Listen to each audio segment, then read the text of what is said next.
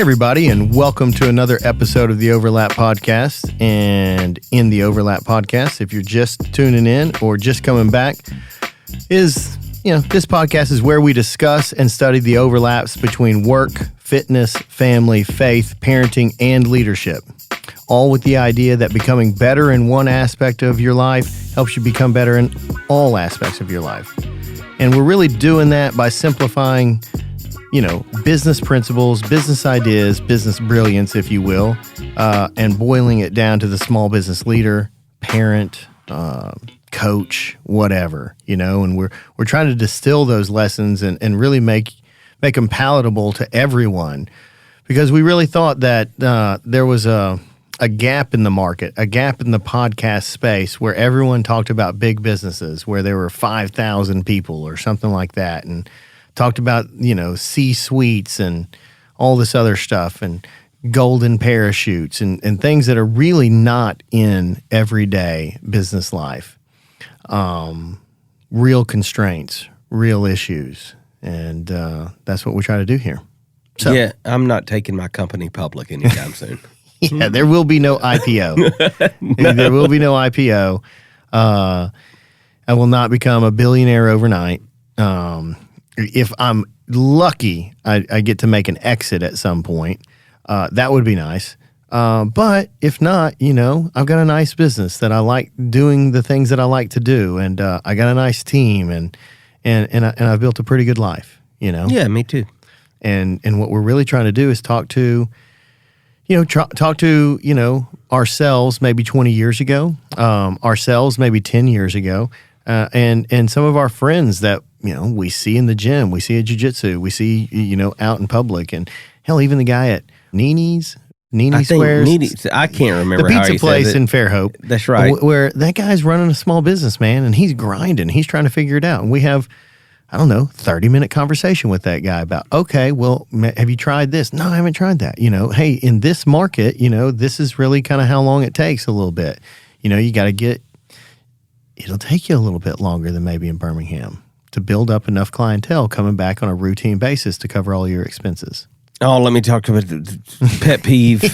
Here we go. It just hit me right in the back of the neck. He raised his hand, everyone, like he was in church and got struck with the spirit. If you are starting a business with 90 days of capital, stop it. Yeah. And I'm speaking to the restaurant owners here. Yeah, the restaurant game for sure. It's tough. Yeah. It's going to take you longer than 90 days to start getting in the black is what you're saying. Yeah, your fettuccine ain't that good. It might be. It might, and even if it is, it takes a little while to figure it out. It does, because, we're all used to going to certain places. Yeah, I'm going to Gambino's. Yeah, because it's been here for 40 years. Yeah, it's been there 50 a long time. years, or however long it's been. Hey, listen. And it's not that great, but it's been here 50 years. It's not, But I'm going to go there. It's kitschy. Yeah. It's cool. Yep. And it's been there forever. Yep. I like it. Yeah.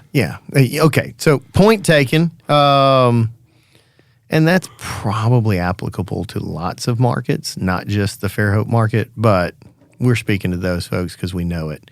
Well, and it applies to the topic that we're talking about, too. Oh, which is? Finishing. Okay. I've been in this place for the last 3 months, I'll be real honest with you. Where okay. Been in what place? In this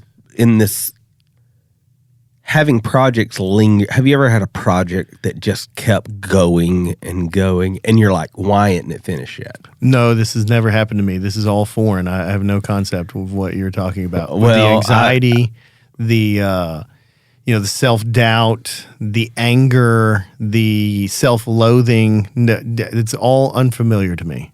Oh, it sounds like it. I have no concept. Yeah. But why don't you share your experience with me so I can learn from it? So I think in the creative space, when I'm talking about publishing and design, I have a tendency. There you go. Listen to you owning your statement. I love it. To continue nitpicking the product so much that we never put it out. Okay. And things can arise and we can say, oh, we've got to do this and this and this, where when it's sometimes good enough is enough. Okay. And all entrepreneurs struggle with this because every business owner always has projects. They're like, I just got to finish that. Yeah. And I'll put it out. I just got to get that job done. Home builders. Oh, yeah. I talked to a guy building a house this week, and he was like, it took 30% more money and 6 months more time. Oh. Yeah, I actually had a home builder telling me, because I was kind of complaining about this maybe 15 years ago. I was young, and we were trying to get a house done, and he said the last 5% is harder than all the other 95%. It's just way harder. The last 5%. And you could probably say 10%. Pretty sure he said 5%, but he's like, man, it's such a heavy lift to just get those last little details down, because when it gets to that last part, you don't get to really compartmentalize it. And I'm sure it's the same way in publishing and everything else. You start moving in one direction, you go, okay, we're going to handle, section A right now. We're going to really focus on section A for a week. Then we move to this section C. Then we come back to section B. We're moving things in the right direction.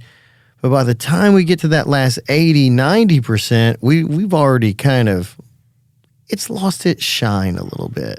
And now I'm looking at the next project, because that's just who I am. Yeah, I have a problem with the maintenance side of finishing. I think. Yeah, because I'm a visionary. Right. And really what I am is I'm a fisher. I go fishing. I'm fishing for the next thing, because I know that's what's going to sustain me. Yeah. But I sort of lose track that, a bird in the hand is worth more than two in the bush. I miss that. Mm-hmm. So. Yeah, and so I would, and that's where I've been, quite frankly, is looking to the next thing and not taking care of the current thing and allowing it to drag along, which is end up costing me more money than going to find new things. Oh, yeah. Right? Right. So if I could finish, I would actually have an income stream produced off those things. Yeah. That is a significant amount. Yeah. So why do you think that you know this logically? Why do you think you still make decisions and organize your week to not finish that? It's it's a process breakdown. Process breakdown? Okay. Yeah. So in getting a book out, okay, there's a process that you have to go through that is, you complete the product, you review the product. Once the review is done on the product and you send it to the distribution, right? Mm-hmm. Distribution says they like it or not, and then you revise. Okay. And so our processes broke down, and we had 3 projects coming out at once, right? But those 3 projects are in the same flow of the process. And so I need to go in and review the process. And everything comes down to the process. What portion are you stuck in? The revision? The revision. And you're just not getting the revision part done. Yeah, the revision done, not getting the decisions made, not talking to the client, not talking to, Yeah. In those places. I say. Which I would say it would be much like your business in the fact of. All business, yeah. Yeah, like you go put the landscape in. Yeah. The customer gives their feedback. Yeah. And then you got to get a crew back out there to. Yeah.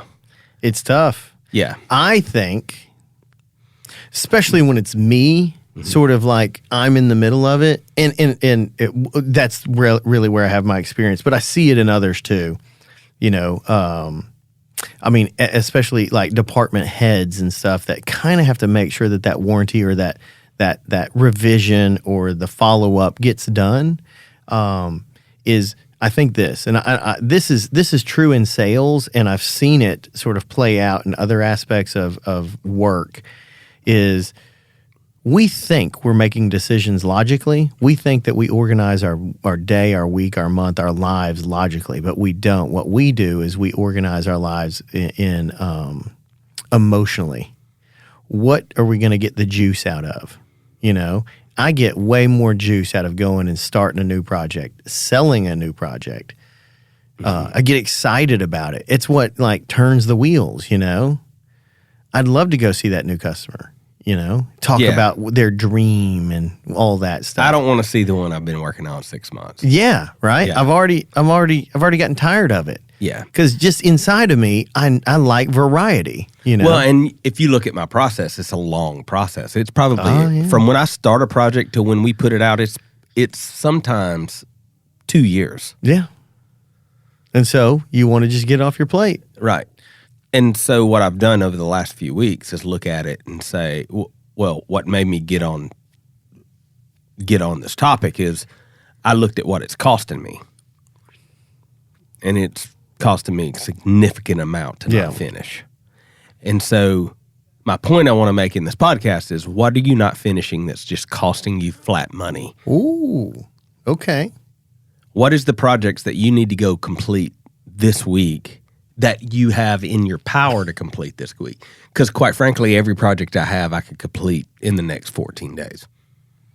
Okay. So are you going to do that? Yeah. Okay. And what would that do to your cash flow, your AR, everything? Because that's really what we're talking about. Yeah, it'll give it an injection that I need desperately. Okay. So almost nothing is important. I can't get to you, new guy. I got to finish these. If I put it in perspective of, we're always saying, go get new business, go get new business. Sure. What I really need to do in my case is not even focus on new business and go finish this. Yeah. Priorities can get reshuffled. Mm-hmm. And so if you've been prioritizing getting new business, but you got 3 projects hanging over your head, you're not able to bill anything out for I don't know how long. Well, in my business, it's not bill out, it's just put it up and rake in the money. Okay. So you haven't been able to put out another product that will put out and rake in money. Yeah. Yeah. That will affect some cash flow. It definitely so. And that'll affect you emotionally. It will. My whole point is, what are you putting off finishing that's costing you? Yeah. Because I looked at my situation and said, this is a big deal. Sid, you say numbers are the language of business. We probably should take care of business. Listen up.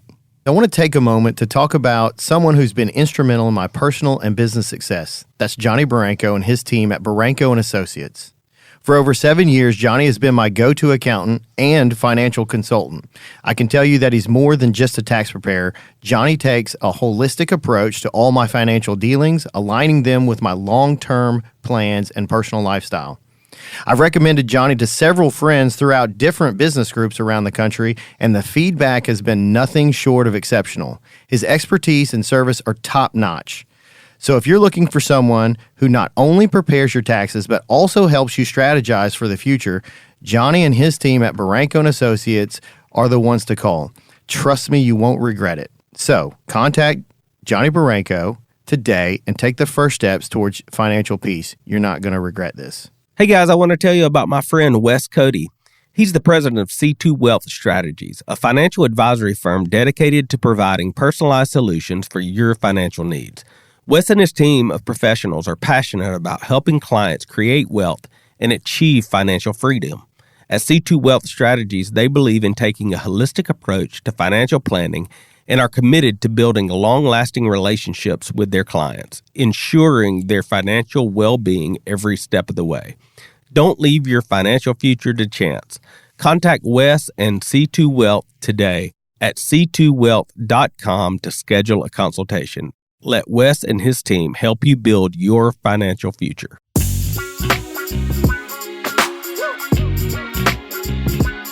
For me, and I keep going back to it, is and you alluded to it, and I just sort of dropped the hammer on it, is like, if it's hanging over my head, number one, there's anxiety. Number two, the customer starts getting a little squirrely. But number three, it really affects cash flow. I got to produce X, to make sure that money continues to come in. That's the whole purpose of getting the sale, right? Right. Yeah. So I gotta get it to the finish line so I can start getting a return on it. All that work. That's important. Yeah. Are you setting a timeline for your projects? That's what I was gonna say. So we can do some pretty large projects that we might be there for 9 months. Talk about getting. If you're used to be on a job for 2 weeks, 4 weeks max, and then you're on a job for 9 months. I mean, you're so sick of looking at that thing. All you want to do is get out of there. Mm-hmm. Yeah, I would say that would be really hard with you, especially with turnover. You start the project with one set of folks, and you probably end it with another. Well, hopefully not. Well, sometimes though. Yeah, on a 9-month project, you're probably putting your best people on there, and yeah. I haven't run into that. Yeah. But me, the people on it, the people in the office are tired of hearing about it. Everyone's tired of hearing about it. Because there's ups and downs, and then whatever. But what I've learned is we would sell a job, and we would put a bunch of hours to it, and then, here you go, guys, go get them. Go get them. You know what I'm saying? Yeah. And then I'd be like, hey, what's taking so long? You're not 50% through the job, but you're 50% through your hours. How's that working? And I didn't do my job of coming up. You know what a Gantt chart is? Yes. Okay. So, listeners, if you don't know what a Gantt chart is, it's amazing. And it's super simple, just a little chart where you can put on, is that the y-axis? On the y-axis, you can put what list of things that need to get done, right? Grade the front yard, grade backyard, install irrigation, install drainage, whatever, that stuff. Install large trees, install small trees, install large shrubs, install small shrubs, install small plantings, install annual color, install turf, install artificial turf, install pavers. You would probably do that before that. But you get what I'm saying? And all of those have a timeline for them, and you just stack them on top of each other, and it tells you a timeline. So you got these milestones, and you can check every week, where are you? We started doing that, man, everything goes great. Not great, let me be honest. It's just way easier to pinpoint where you're off and why. And maybe it's an estimating issue, but maybe it's a production issue.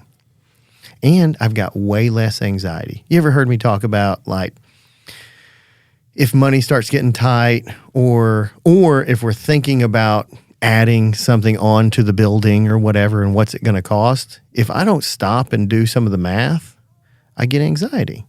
Because it's unknown. But when I've just put a little pencil to paper, or realistically, I just build a little spreadsheet, I feel way better about it. I feel in control. And I'm not really in control. I can just see the future a little bit better. You want me to tell you what I did on these projects I'm behind on? Yeah, tell me. I didn't have... You just wrote down set time schedules and milestones. I didn't do that on those projects. Yeah, milestones will save your butt. Well, I think what time schedules and milestones do is it lets you know who you need to send it to. Because in my business, I deal with contractors, right? Sure. So if I had the milestones down, I would have known when it needs to go to the certain contract. I needed to know when it needed to go to the audio guy. Mm-hmm. I needed to know when it needed to go to the format guy. Mm-hmm. I would have had, hey, when this is complete, send it here. But what happened is it sat in purgatory. Yeah. For 2 months, right? Oh my God! Yeah. So it put me. So if it sits in purgatory 2 months, it puts you 4 months behind, right? Oof. So there you go. Oof. When it comes down to it, let's say you didn't do milestones, you didn't track progress, but you got to get it done. Eliminating distractions is another big key for me. I just sort of when we were talking about this topic, this is something I got some experience in. Eliminate distractions. That's why I was kind of saying nothing is more important than these 3 projects right now. Can't take a phone call, can't take a meeting, got to get it done. We're going to buckle down. This is going to get I get so much anxiety that it has to happen. And I'm trying to get it done today. What can I get it done today? Oh, I can't. Okay. Can I get it done this week? Maybe. Can I get it done by Tuesday of next week? Yes. Got it. Well, that's what we're going to do. In the creative space, we get into a lot of time being creative and getting nothing done. That's exactly what that happens a lot in my world. Well, I would say this. You know why you get super fit in CrossFit? Because you go do it. There's that course, but we because you show up. Okay, you show up, because there's a group of people. It's a community, and you like there. But why? We could be a weightlifting group. You've seen them at Planet Fitness, and they're they meet every morning at 5 a.m. and they're grunting and stuff. They're not getting they're not getting Scott Miller fit. No, or Cam. No, or Trey. They're not getting that fit. Why are they what's the difference? You want me to tell you? Yeah, tell me. There's a freaking clock. Yeah. The clock, you're racing the clock. I'm racing you, but I'm racing the clock too. There's a freaking clock. It creates intensity. Intensity creates the difference that makes the difference. Intensity. When there's a deadline, it just causes shit to get done. Things come together and it just gets done.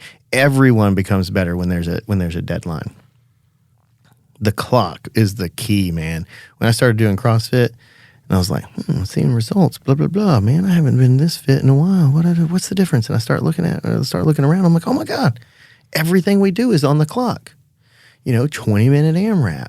You can sort of cruise in that one, but it might be a sprint. 4 minutes AMRAP. Rest 2 minutes, 4 more minutes. Rest 2 minutes and 4 more minutes. Whatever, Or each round has got to be under, and you'll earn your rest if you get it done under 4 minutes, Stuff like that.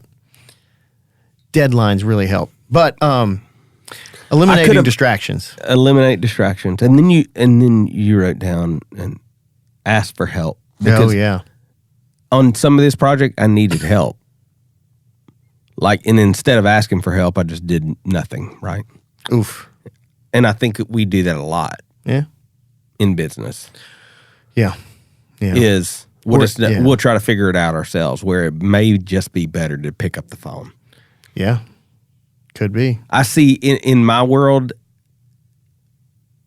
that happens a ton. Just not asking for help? Just not asking for help. Yeah. Well, that's not a good plan. No. Yeah, especially if you need it, because then you're 4 months behind. Sid, you say numbers are the language of business. We probably should take care of business. Listen up. I want to tell you about one of our newest sponsors, Red Branch Outdoor Living. They create environments to bring people together by providing a turnkey solution for outdoor living with remarkable customer experience. They specialize in outdoor kitchens, pavilions, patios, pools, spas, and fire features. And they do it with integrity, innovation, and being remarkable. They did my outdoor space, and it turned out amazing.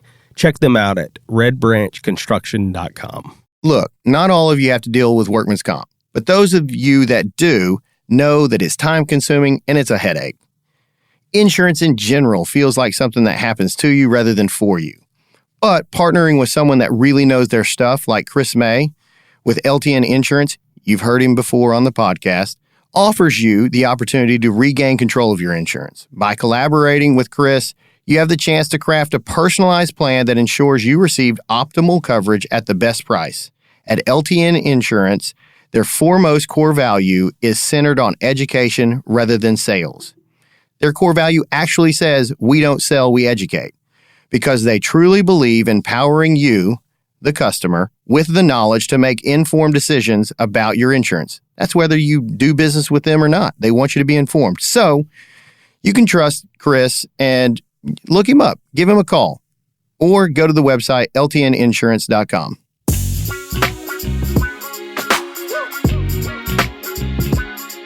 Don't get caught up in perfection. Keep moving past the flaws. I like that. Listeners, just imagine this. Landscape design's kind of my gig. That's what I went to school for. That's what I really like, all that stuff, right?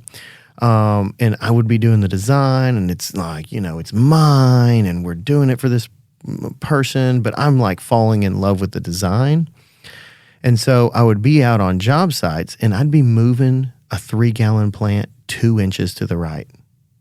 Going and pulling them up out of the ground, moving them to the right. Moving a freaking 10-foot, 800-pound tree 3 inches to the left. It just didn't matter. Eventually, and I actually had a friend that sort of coined this phrase. This guy named Dean Ritchie was up in he's up in like Indiana, and he goes, "Hey man, we're not building cabinets here."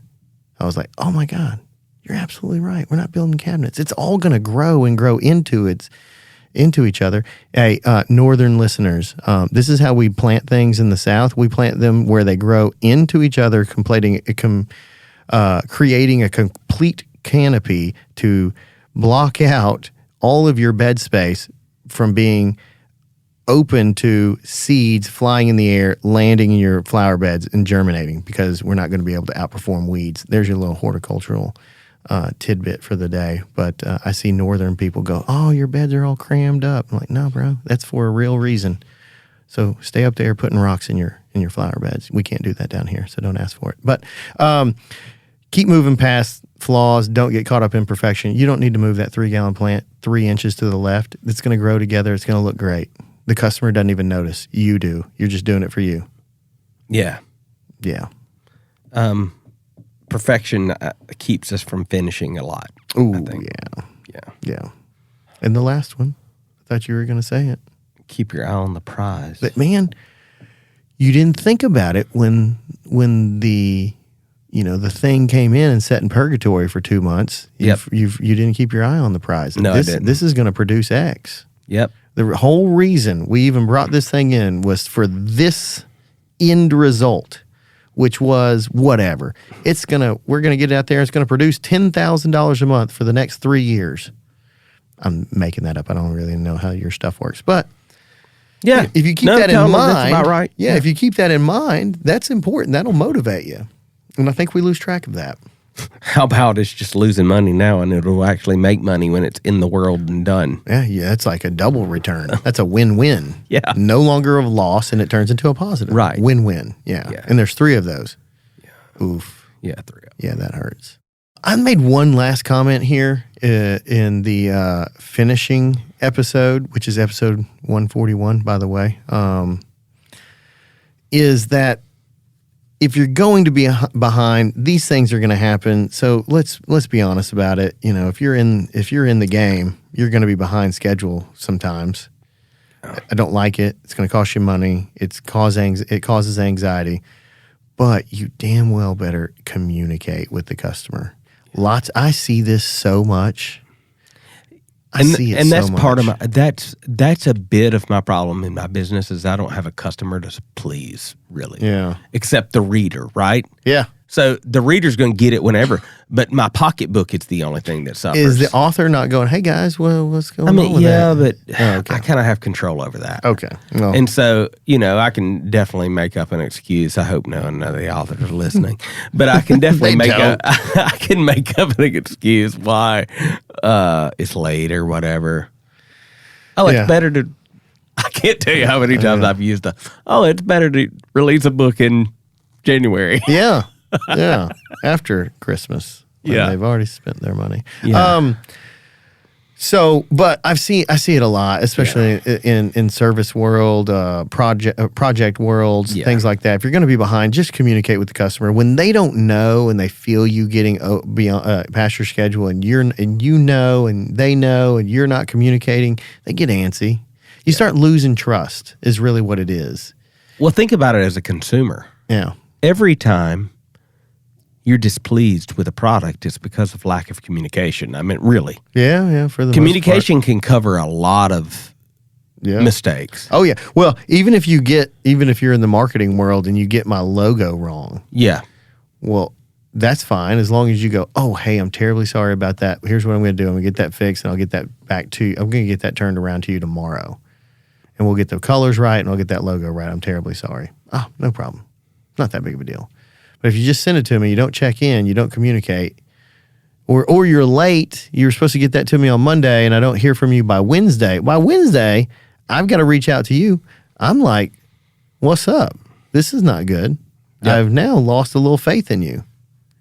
Yep. And you could be really good at what you do, but it diminishes your credibility when you don't communicate. And that's kind of all you're trading on, in the service world. Yeah. Yeah, we're not building boats, where they're oohing and awing over the craftsmanship. Yeah, I would say most of us on the overlap. Yeah. I call it us because I like to include the listeners, Yeah, yes. Love it. I don't think we have any rocket scientists listen to us. There's definitely no rocket surgeons going. Yeah, so quit being a perfectionist so much. Talk to your customer. Yeah. Finish your work. Get your project done. Keith is talking to himself right now. Yeah, I am. I'm hyping myself up. There you go. Get it, little buddy. Yeah. I stood up in a meeting last week before I left town and said, we're not signing any new projects until these are done. Yeah, we got to get these done. Yeah. Yeah, man, I've been there. I've been there. I've actually been like, hey, we've got 4 crews. Get all of them on this job. But what about this? I don't know, man. Call them. We're going to spend one day with 4 crews, have a really good plan, and we're going to knock this thing out because I can't go into the weekend without this job done. We're already 3 weeks over. Just selling out, man. Eliminating all distractions, getting 100% focus, and just getting it done. It's tough, but it's necessary. Yeah, I've got this new product. See? Oh, yeah. I got this new product that I'm developing, and I've ceased production on it. You got to. Yeah. Totally. Priorities shift, man. Priorities change around, and they're fluid. But hopefully you learn from that, and you start getting some timelines and some milestones. Well, I've already started creating the process for every project. Yeah. And let me bring this up. So these 3 projects are in a new genre for us too. So so it's in a new kind of, and so we really didn't have that down. Yeah. And I didn't create it because I was like, let's just see how it goes. You know me, I love to go with the flow. Oh, yeah. But sometimes going with the flow hurts your pocket. And that's what this is like. Yeah. All the time. All the time. All the time. Yeah. In Costa Rica, they say Pura Vida. Yeah, Pura Vida. And that's why your roads don't work. Yeah, that's why you got to find out. Sorry. Pura Vida, man. Sid and Keith, when I was on your podcast, I shared my story of how I was $250,000 in debt, and then how I turned my business around and grew it into a highly profitable, multi-million-dollar lawn and landscape business. I'm Steve Bousquet, and we've created a program consisting of courses and coaching that guide people through the process and tools I use to turn my business around and grow it into a highly profitable, multi-million-dollar lawn and landscape business. You can find out more how I did this by visiting greenprofitacademy.com or by going to Amazon and buying our book, Profit First for Lawn Care and Landscape Businesses, right on Amazon. I want to give a shout out to a friend and sponsor of ours, Chris Drogmiller from CMD Fencing. Let me tell you, I've had the pleasure of working with Chris personally over the last 3 or 4 years, and I've never encountered a fence contractor who excels in communication, craftsmanship, and timeliness like he does. Chris always delivers. I mean it. Fair prices, top-notch work, always on budget, and the best part for me, always on time. So if you're in need of a fence company to help you with a fence or any other outdoor wooden structure, give Chris a call. You won't be disappointed. Get in touch with Chris and let him and his team take care of all your fencing needs. CMD Fencing.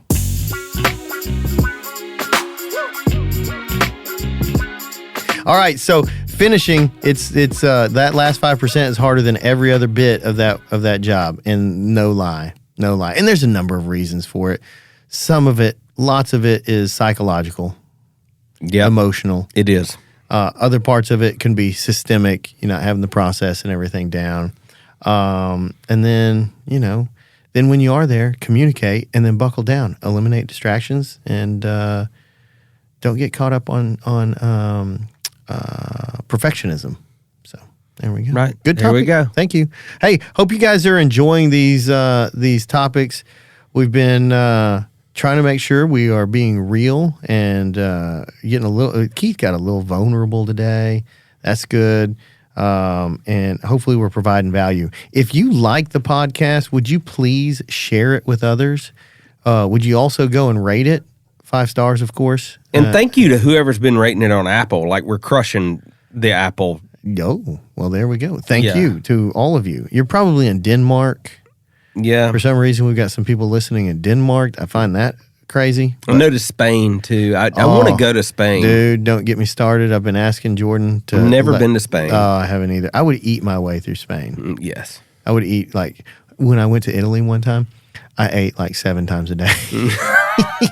And I got hopped up on the little espressos. Oh, I bet. Oh, man. Just walking into the Vatican on, like, electrocuted, just on fire. Sweet. Yeah, I know. I was like, buzzing. To a Catholic, that's like the Holy Grail, right? Dude, that's like the Holy Land. There's that. Yeah.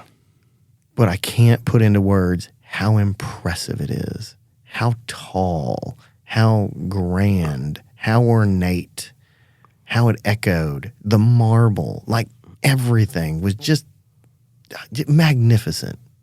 It can't even describe it. It's so crazy. Craftsmanship at that level has been lost, obviously, you know. Maybe there's slave labor going on there. I don't know. But it's impressive. It's so amazing. I would like to go. It's God dang. Okay. Sorry. Speaking of finishing, we should finish this podcast. Yes. And please help us out by helping out our sponsors. They make this whole thing possible. You know, it does cost some money to edit this, the studio space, all that stuff. So we really appreciate them helping us get these things done. And we know these guys, and we would not have them on the podcast and support them and everything if we didn't believe in them personally and personally use their products or their services. So please help them out please help us out by helping them out. Anything else, Keith? No, we're finished. All right. All right. We're going to eliminate all the distractions for Keith so we can go finish these projects. We'll report back on that because he's angry. He's on the verge of being in a funk. I am. All right. We'll see you. Peace.